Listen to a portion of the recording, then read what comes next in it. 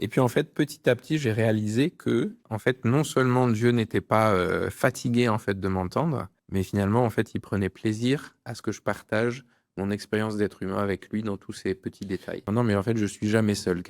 Quelles que soient les circonstances que j'ai à traverser, il y a quelqu'un qui est avec moi. Dieu a créé les êtres humains parce qu'il aime les histoires. Quoi que vous ayez fait, quelle que soit votre histoire, quel que soit votre parcours, vous êtes aimé en premier. Saint-Esprit envoyé du Père, tous unis nous t'entendons, glorifie Jésus sur la terre. Viens Saint-Esprit, descends sur nous. Bonjour à tous, j'espère que vous allez bien. On se retrouve ce soir, 18h30, comme tous les soirs depuis le 24. Et c'est une vraie joie de passer ces fêtes ensemble. J'espère que c'est aussi pour vous un moment que vous aimez partager. Chaque lundi, on se retrouve habituellement pour parler de ce qui nous rapproche de Jésus.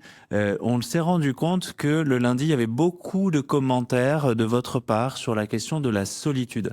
Et c'est vrai que c'est une question que je me suis beaucoup posée. Comment Dieu vient combler nos solitudes quand elle est réelle, parce qu'on vit seul, parce qu'on est un peu isolé par peut-être une maladie, un handicap ou quelque chose qui nous empêche d'aller vers les autres, ou simplement parce que on a peu de gens autour de nous pour nous aider, pour nous accompagner, pour simplement avoir un lien social. La solitude, c'est quelque chose qui nous rejoint tous, qui nous touche tous à un moment ou à un autre. Et pour en parler aujourd'hui, j'ai la chance d'avoir mon ami Samuel Olivier. Bonjour Samuel. Salut Grégory. Dis donc, c'est pas un sujet facile, hein, la solitude. Oui, je vois que vous m'avez gâté avec la Mais ouais, c'est bien. sujet. Et écoute, la solitude, déjà, premier abord, ça évoque quoi pour toi? Finalement, c'est quelque chose qui me touche aussi en particulier. Je me souviens d'une période en particulier. Moi, je suis né dans une famille quand même nombreuse. J'ai 4 frères et sœurs. Je suis l'aîné, mais quand j'étais enfant, en fait, il y avait quand même beaucoup d'animation dans la maison. Et puis mes frères et sœurs, du coup, je faisais beaucoup de choses avec. On était assez proches. Et puis, pour mes études, j'ai déménagé à Paris. Je suis jeune adulte, j'ai 18, 19 ans. Et puis, je me retrouve dans un placard parisien, tu sais, avec... Bah oui, la petite finalement, chambre de bonne. exactement, le placard, c'est ça. Et puis, alors, il y a quelques cafards quand même, mais c'est pas vraiment de la compagnie. C'est ça. Et je passe de cet environnement très familial, très soudé, à petit étudiant dans la ville de Paris où j'ai encore pas vraiment d'amis, où je me retrouve un petit peu tout seul dans ce placard justement. Et là, il y a une période qui a été vraiment pas simple pour moi. C'était une période où j'étais encore en construction aussi dans ma foi, dans ma relation à Dieu, et j'ai senti vraiment cette solitude à l'intérieur, ce gouffre en fait affectif à l'intérieur. Et j'avais besoin de connexion, j'avais besoin de communion, j'avais besoin en fait de pouvoir partager avec les autres. Mais dans la grande capitale, j'étais tout seul. Et donc je me souviens très bien un peu de cette période-là. Il y a même des moments où je sentais presque physiquement en fait cette solitude. Parce que moi, je suis quelqu'un d'assez tactile, et dans ma famille, on a souvent on se prenait par l'épaule, on se chahutait un petit peu, etc. Et là, d'être tout seul, en fait, dans la ville, il y avait ce côté de dire, mais j'ai besoin, en fait, de contact. En fait, j'ai besoin d'être avec des personnes humaines, des vraies personnes. Puis, dans cette ville où tout le monde va très vite, finalement, je me sens seul. Alors, je pense que c'est un sentiment que beaucoup de ceux qui nous écoutent aujourd'hui peuvent ressentir. Je pense qu'on l'a tous au moins ressenti une fois dans sa vie, ce moment où on se sent vraiment seul et entouré de personnes. Mais juste avant de revenir à ce sujet, je voudrais te poser la question de savoir comment ça se passe Noël chez toi. Parce que maintenant, tu as une famille, tu Oui. as un enfant. Comment c'est Noël? Alors, il y a moins de solitude. C'est vrai? Du coup, il y a donc mon épouse et mon fils. Et mon fils a 8 ans et demi. Donc, Noël, ça a vraiment du sens et de l'importance, évidemment. Donc, on s'y prend toujours quelques semaines à l'avance. On commence à décorer notre maison. Et puis, du coup, mon fils et mon épouse, en fait, chaque année, ils ont une mission d'aller trouver une nouvelle décoration qu'ils vont accrocher. Et puis, on met les cadeaux souvent quelques jours avant aussi au pied du sapin. Donc, mon fils, il est vraiment très, très concentré. Et à titre personnel, c'est une période où j'ai des sentiments très antagonistes, en fait, dans cette période-là. parce qu'il y a de la joie et de l'anticipation. J'aime bien la période de l'Avent parce que ça nous parle de ce moment où toute la création attend la venue du Christ, attend la naissance du Messie qui était promis depuis longtemps. Et en fait, il y a une souffrance, en fait. Il y a cette attente qui est là. Et aujourd'hui, en fait, le Christ est déjà venu et c'est la base de notre foi, en fait, que Dieu s'est approché de nous. Mais il y a toujours cet espoir. Et cette année en particulier, j'y ai pensé parce que si on regarde le journal télé ou quoi, voilà, les infos sont moroses, les perspectives sont souvent très négatives. Et puis on parle de guerre, de bruit de guerre, etc. Et pourtant, en fait, chaque année, on se rappelle en fait qu'il y a un espoir, il y a une espérance qui est là. Et c'est un des noms d'ailleurs qui est donné au Christ dans la Bible, c'est l'espoir des nations. Mm. Et j'aime bien toucher ça. Et j'aime bien aussi en fait que justement quand Jésus est venu sur terre, il n'est pas venu avec des grands éclats et plein d'armées d'anges qui le suivaient en galopant, etc. Mais qui viennent dans la simplicité d'une étable et sous la forme d'un petit bébé aussi. Je trouve qu'il y a quelque chose de très touchant dans le fait que Dieu s'approche de nous et il se met à notre hauteur. Donc c'est des sentiments vraiment profonds. Je suis souvent très ému dans cette période et je suis conscient aussi que c'est une des périodes où il y a beaucoup de gens qui se sentent seuls aussi. Ça peut être des personnes âgées qui sont peut-être un peu isolées, qui n'ont plus trop de famille avec qui passer les fêtes. Ça peut être des fois des gens qui sont un peu tout seuls, qui n'ont pas forcément de réseau amical ou quoi. Ça peut être des fois des mamans célibataires, ça peut être des personnes qui ont divorcé. Il y a beaucoup de gens finalement qui sont dans une solitude profonde dans cette période où il y a une impulsion un petit peu aussi de la part de des commerces, etc. Être dans la joie, dans la consommation, etc. Et en fait, je trouve que c'est vraiment une période où les paradoxes en fait sont profonds. Ouais. Il y a à la fois cette joie profonde, cette envie de faire la fête, et puis à la fois il y a de la tristesse aussi, et puis de la solitude. Mais j'ai même envie de dire que parfois, au milieu de nos activités, au milieu de notre famille, on peut avoir aussi ce sentiment d'être très seul. Est-ce que toi, par exemple, tu es chanteur, tu te retrouves sur scène, tu te retrouves dans les églises à animer et autres. Est-ce que parfois, toi aussi, t'as pas senti, malgré le fait d'être entouré, ce sentiment de solitude? Si, complètement. Et en fait, je pensais au thème de cette émission, je pensais à un verset qui est dans le livre des Proverbes que je peux lire avec cette magnifique Bible. Du coup, c'est dans Proverbes chapitre 14, verset 10. Moi, j'aime bien les Proverbes. C'est un des premiers livres que j'ai lus dans la Bible et qui m'a vraiment parlé. Je me souviens que j'étais adolescent, j'avais 13-14 ans, et puis j'étais un peu scolaire, donc on m'avait dit qu'il fallait lire la Bible, et puis j'ai pris les Proverbes. C'est la première fois, du coup, que j'ai lu la Bible et que j'ai réalisé qu'il y avait quelqu'un d'autre de l'autre côté du livre. Eh oui. Et là, en fait, on a ce petit passage, donc c'est le verset 10 de Proverbe 14, qui nous dit « Le cœur connaît sa propre amertume ». Dans d'autres traductions, ils disent sa propre tristesse. Et nul autre ne s'associe à sa joie. Nul autre ne peut partager sa joie. Et c'est juste un diagnostic, finalement, ce verset, de dire quelle que soit notre situation, on peut être extraverti, très entouré, ou au contraire introverti et un peu solitaire. Mais tous les êtres humains sont confrontés à la vie intérieure, finalement. Ouais. Sont confrontés avec la solitude d'être en face de leur vie et d'en être les responsables et de pouvoir ressentir finalement les choses, même si on peut essayer de les expliquer, on peut essayer de faire des œuvres d'art, d'écrire des livres. Mais finalement, en fait, on est seul face à cette grande question qui nous est posée par la vie et par notre humanité aussi. Alors, dans ton parcours, comment le silence est-il devenu un lieu de rencontre plutôt qu'un lieu de vide? Parce que souvent, Jésus part sur la montagne, il va s'isoler, donc il recherche la solitude. Mais pour beaucoup, la solitude, c'est quelque chose qui est subi. Et la solitude va souvent avec le silence. Comment on comble ça? Dans mon parcours, je pense qu'il y a eu deux périodes. La première, c'était plutôt le fait d'être mal à l'aise avec le silence. Et finalement, la racine profonde de ça, donc je retourne à cette période où j'étais jeune adulte et puis étudiant et puis tout seul dans la grande capitale parisienne. Et là, en fait, le silence, c'était gênant pour moi. J'avais besoin de combler en fait ce vide-là. Il y avait plusieurs solutions. J'ai toujours beaucoup écouté de musique, mais là, dans cette période-là, en fait, j'en avais besoin parce que ça me nourrissait. Ouais. Et finalement, ça comblait aussi un petit peu ça habillait le silence aussi un peu. Et puis, c'est à cette époque-là aussi où j'ai développé une habitude que j'ai gardée un peu aujourd'hui. et qui a beaucoup changé mon rapport en fait à Dieu, c'est que comme j'avais pas trop d'amis, que je venais d'arriver à Paris, que j'étais un peu tout seul et que honnêtement, j'étais pas très doué pour créer des relations à cette époque-là. Mhm. Euh, eh bien, je rentrais chez moi dans mon placard et puis je fermais la porte et puis je commençais en fait à élever la voix et puis je parlais à Dieu.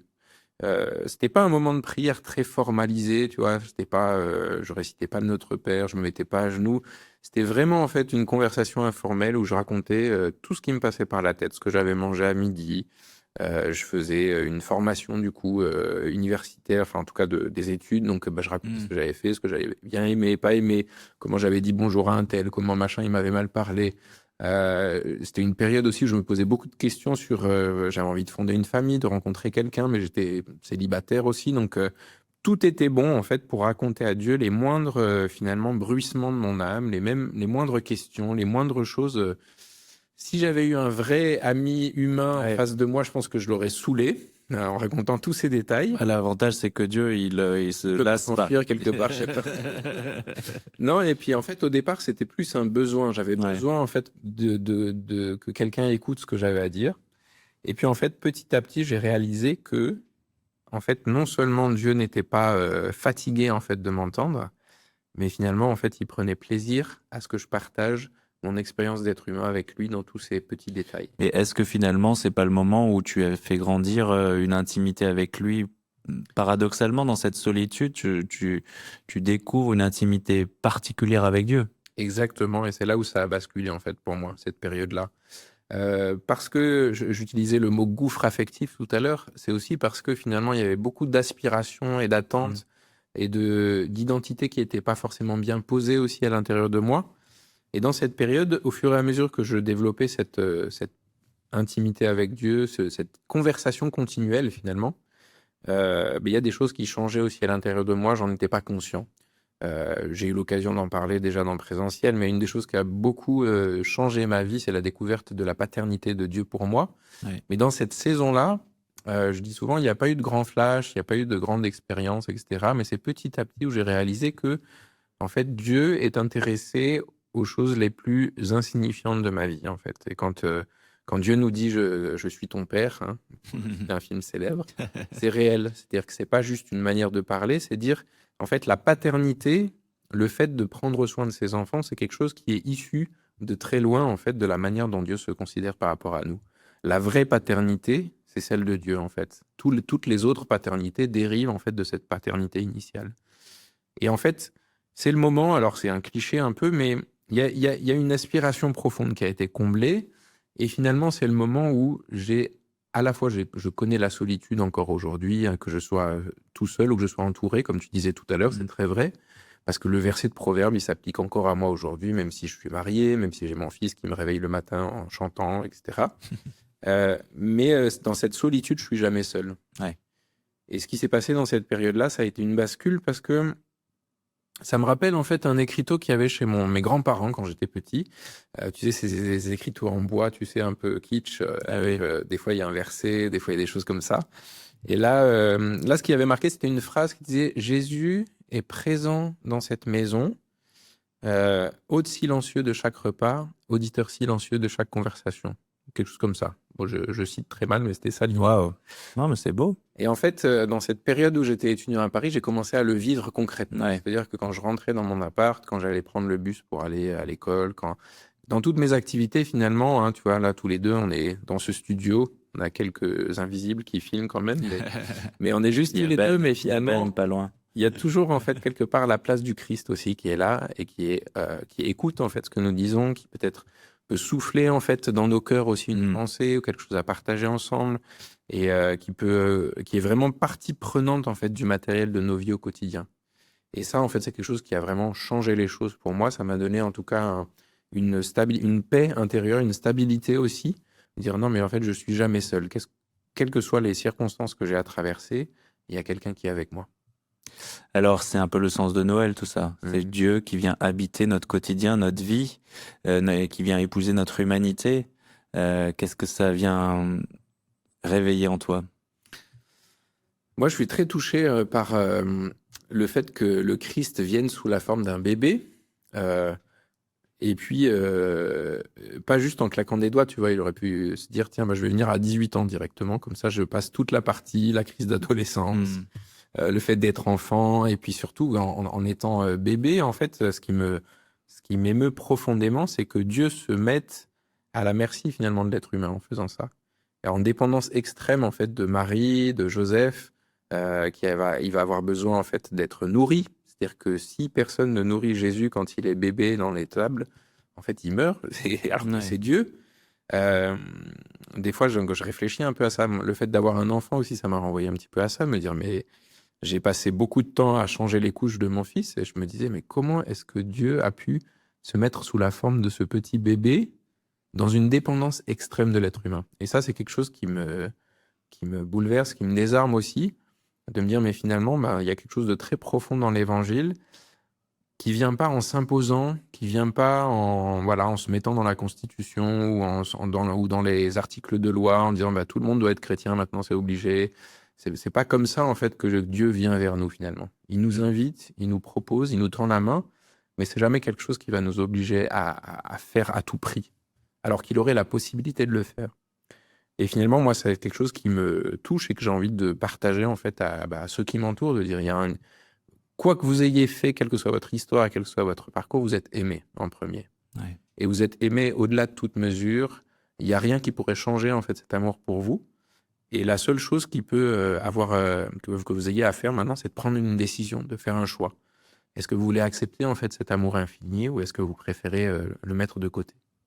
Et dans chacune des parties de notre vie. Parce que parfois on peut accueillir Dieu dans une partie de notre vie et puis garder pour soi-même certaines choses. C'est pas toujours évident de se donner totalement. Non, et puis je pense que c'est vraiment un parcours à vie. Finalement. Oui, c'est toute la vie. Mais... Il y a des moments. Et il faut pas culpabiliser d'ailleurs quand on... Exactement. Dieu écrit, en fait, je ne sais plus qui a dit cette citation, mais je l'aime beaucoup, alors je la cite souvent. Dieu a créé les êtres humains parce qu'il aime les histoires. Mhm. Et finalement, chacun d'entre nous, on a une histoire aussi, Ouais. qui se déroule et qui a des hauts et des bas, des rebondissements, des moments en fait où Dieu et nous, on est plus proches et puis un peu plus lointains, etc. Des moments où on comprend pas et puis on se pose des questions, on a envie de claquer la porte et puis on revient. Et puis finalement, Dieu nous surprend d'une nouvelle manière. Mais il y a quelque chose qui se passe en fait. C'est du matériel en mouvement. Il y a une histoire, il y a des choses qui se passent, il y a voilà, l'intérêt en fait, il est là du début à la fin. Et je vois en fait finalement c'est pour ça que j'aime beaucoup les témoignages en fait, entendre en fait comment est-ce que Dieu a rejoint en fait quelqu'un dans son parcours, comment il le rejoint au fur et à mesure, parce qu'on voit en fait finalement la tendresse de Dieu pour chaque être humain. Ça c'est quelque chose qui me met par terre émotionnellement. Je trouve ça merveilleux. Et Noël vient nous rappeler ça en fait. Finalement. Ouais. Tout le monde est important. Alors on arrive à 2026 bientôt. Est-ce que Dieu t'a révélé quelque chose en 2025 sur toi-même? Pas évident comme question. Bonne question, je réfléchis un petit peu. Ou est-ce qu'en tout cas, il y a eu quelque chose où tu t'es dit, là, Dieu, il s'est manifesté vraiment de manière concrète? Je pense que je réalise cette année que que je suis quelqu'un qui est en devenir encore. Ouais. Ça peut paraître un peu bizarre, je ne suis pas tout à fait le jeune premier qui vient d'arriver. Mais en fait, même dans ce parcours et même en ayant un petit peu de bouteille, je suis encore en train de devenir quelqu'un de différent de ce que j'étais avant. Et c'est quelque chose qui est normal et qui est non seulement normal, mais qui est accompagné aussi par Dieu. Et du coup, je découvre aussi des choses sur moi et sur qui je suis. Il y a certaines choses que j'ai dit pendant des années sur moi que finalement ne sont pas vraies ou en tout cas sont en train d'évoluer et de changer aussi. Et donc c'était une année de transition. Et si tu discutes avec Élise, mon épouse, elle te dira que je suis vraiment pas du tout quelqu'un qui aime le changement. Moi, j'aime bien quand les choses restent comme c'était avant et que ça bouge pas trop. Et c'est pour ça d'ailleurs que notre couple fonctionne bien, parce que Élise, elle aime bien les expériences nouvelles et puis que ça change un peu, donc on est bien assortis. Mais cette année, en fait, vraiment, je sens qu'il y a du changement, il y a des nouvelles portes qui s'ouvrent, des nouvelles directions, et je sens en fait que Dieu m'accompagne là-dedans aussi. Et finalement, c'est plutôt le signe aussi qu'on est en vie, que finalement, on reste pas un bloc de marbre, mais qu'il y a des choses qui en sont encore en train de changer à l'intérieur. Ouais. On en a parlé déjà, mais il y a 2-3 ans, j'ai vécu une période très une grosse crise de la quarantaine bien comme il fallait. Et il y avait beaucoup de colère en fait dans mon cœur et j'avais jamais pris le temps en fait de m'en occuper. Hmm. Et donc là, ces derniers mois et ces 2 dernières années, j'ai pris le temps, j'ai demandé de l'aide, j'ai pris le temps en fait de déposer aussi devant Dieu tout ce qu'il y avait d'incompréhension, de non-pardon, du Ouais. doute, de choses que, voilà, qui étaient à l'intérieur et dont je prenais jamais le temps de m'occuper. Et ça fait que cette année, en fait, je finis l'année vraiment aussi dans une sérénité en fait profonde et la conscience en fait que Dieu prend soin de moi, que du coup il est présent aussi et que finalement aussi j'ai encore quelque chose à apporter en fait aux gens qui sont autour de moi et une parole aussi, une espérance en fait à transmettre. Hmm. Alors, on arrive à la fin de cette émission. Si on revient à la thématique d'aujourd'hui, la question de la solitude, ceux qui nous regardent aujourd'hui, tu auras envie de leur dire quoi? Alors, je vais essayer d'éviter de leur donner plein de bons conseils parce que c'est pas Ouais. forcément quelque chose qui nous aide beaucoup. Ouais, les conseils, les bons conseils sont bons pour ceux qui les donnent. C'est ça. Mais peut-être, je sais pas si on fait souvent ça sur présentiel. Enfin, si, on le fait souvent en fait. Mais du coup, on peut peut-être finir juste en priant simplement. Ouais, si tu veux. Et puis, je vais prier pour eux simplement. Et Père Céleste, merci pour toutes les personnes qui passent par ces moments de solitude et de difficulté, en particulier dans cette période de fête et où il y a une injonction aussi à être heureux et puis à être tous ensemble. Il y a beaucoup de gens pour qui c'est pas possible. Seigneur, tu les vois chacun dans leur situation et tu vois en fait les émotions profondes qui sont en eux. Et je prie que tu te révèles à chacun et que tu puisses être cet ami fidèle et présent à chaque instant pour toutes les personnes qui se sentent seules aujourd'hui et qui regardent cette émission. Merci parce que ta présence, elle est avec nous pour toujours. Tu as dit dans les évangiles, je suis avec vous tous les jours jusqu'à la fin du monde. Et Seigneur, je prie que cette réalité, ce soit pas juste un beau verset dans la Bible, mais que ce soit une promesse en fait qui est vérifiée, qui est visible et qui est vécue dans la vie des personnes en fait qui se sentent seules aujourd'hui. Merci pour ta présence avec nous, merci pour cette année qui commence avec sous ton regard et avec ta bienveillance sur nos vies. Amen. Amen. Merci Sam. Et puis on te souhaite aussi beaucoup de succès avec l'album du collectif Cieux Ouverts. Cool, hein. Bah oui, on a des bons retours dessus. C'est vrai. Mm. Bon, et en tout cas, ce sont des chants qui bénissent nos églises. On en a bien besoin. Donc, merci pour tout ce que tu fais. Merci à vous de nous suivre pendant toute cette semaine entre Noël et Jour de l'An. C'était vraiment une joie de pouvoir passer ce temps ensemble. On continue, on se retrouvera demain encore.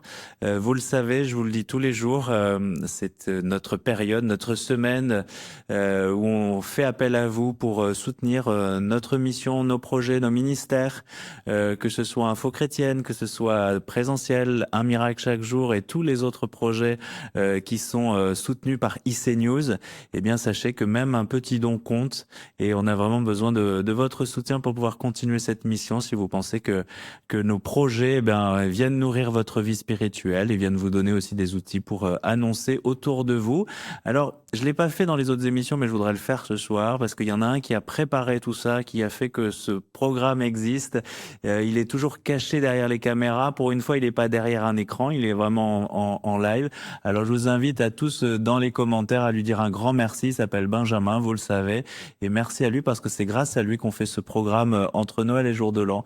Merci à tous et puis on se retrouve demain. Merci Sam. Avec plaisir. Et puis bonne fête de fin d'année. Ouais, toi aussi.